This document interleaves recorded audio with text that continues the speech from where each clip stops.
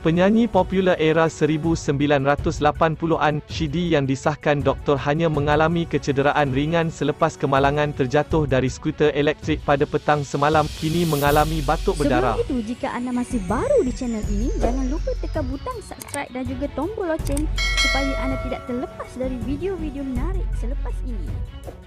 Shidi atau nama sebenarnya Rashid Abdul Wahab, 63, ketika dihubungi Cosmo Online memberitahu, dia mengalami batuk berdarah selepas dibenarkan pulang dari hospital.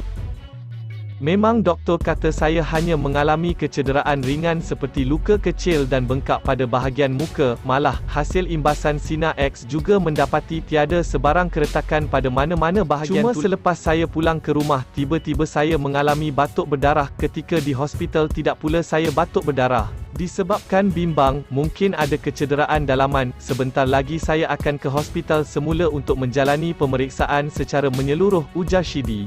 Mengimbas kembali kejadian tersebut, penyanyi yang popular dengan lagu Semuanya Sudah Terlambat itu, menaiki skuter elektrik untuk menunaikan solat asar di surau, yang terletak sekitar 300 meter dari kediamannya di Bukit Jalil, Kuala Lumpur. Shidi bagaimanapun tidak dapat mengingati secara jelas, sama ada dia dilanggar ataupun terjatuh dari skuter elektrik dengan sendirinya.